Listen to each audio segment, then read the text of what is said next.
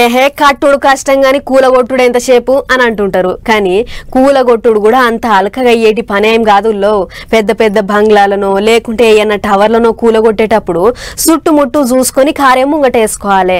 జంగలున్న చోట్లయితే ఏం కాదు గాని పెద్ద పెద్ద పట్టణాలలోనైతే చుట్టుముట్టున్న ఇండ్ల మీద పడతాయా లేదా అనేది అంతా లెక్కలేసుకోవాలి. కానీ గిళ్ళని చూడుర్రి, ఇట్టికే కూడా అసుంట పడకుండా ఎట్లా కూలగొట్టిర్రు.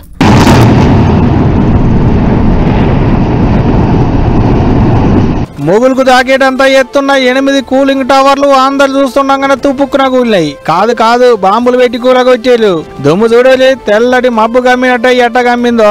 140 మీటర్ల ఎత్తున్న టవర్లు, మరి చిన్నగుంటదా దుమ్ము? ఖమ్మం జిల్లా పాల్వంచలో 60 ఏండ్ల కింద కట్టిన కూలింగ్ టవర్లు అటకి గావిటిని కట్టి ఏండ్ల కమానం అయ్యేటాళ్లకు అట్టినే ఇడిచి పెడితే ఎప్పుడు కూలుతాయో నాని ముసలి టవర్లను ముందుగాలనే కూలగొట్టేరు అధికారులు. నడిచినన్ని నాళ్ళు పబ్లిక్ కు బాగానే ఆసరైన ఆట. 800 మెగావాట్ల కరెంటును తయారు చేసేటి అటకి టవర్లు. గావిటికేంచి చెడ్డగాలి వస్తుందని 2 ఏళ్ల కిందట పడాకు పడేసిలాట. అందుకనే ఇక గావిటితో ఏం పని లేదు, ఏ నడి మధ్య చేతిలో కూలితే లేనిపోని పంచాయతీ అవుతుంది అనుకున్నట్టున్నారు. అందుకనే ఇగో ఇట్ట బరాలు పెట్టి కూలగొట్టారు.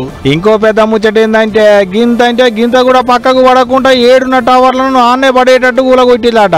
ముంబైలున్న హెచ్ఆర్ కమర్షియల్ లిమిటెడ్ వాళ్ళు వీటిని కూలగొట్టేందుకు బేరం మాట్లాడుకొని అనుకున్న పని అనుకున్నట్టే యాళ్లకు చేసి పడేసిర్రు. అంతేకాదు ఇంతకు మునుపు ఢిల్లీ నోయిడాలున్న టవర్లను కూలగొట్టింది కూడా గీ సంస్థలేనట. ఇక గింత చక్కటి సీను మళ్ళా చూడలేమనుకున్నారో ఎటనో గాని చుట్టుముట్టున్నోళ్ళు సెల్ ఫోన్లు చేతుల్లో పట్టుకొని వీడియోల మీద వీడియోలు గుంజుకున్నారు. ఇండ్లు బంగ్లాల మీదకెక్కి సినిమాలు చూసినట్టే చూసారు. ఇక కడదానికి అన్నాలు పట్టిందో ఏమో గాని కూలగొట్టుడు మాత్రం లెప్ప మూసి లెప్ప తెలిసినంత సేపట్లోనే అయిపోయింది పోండ్రి.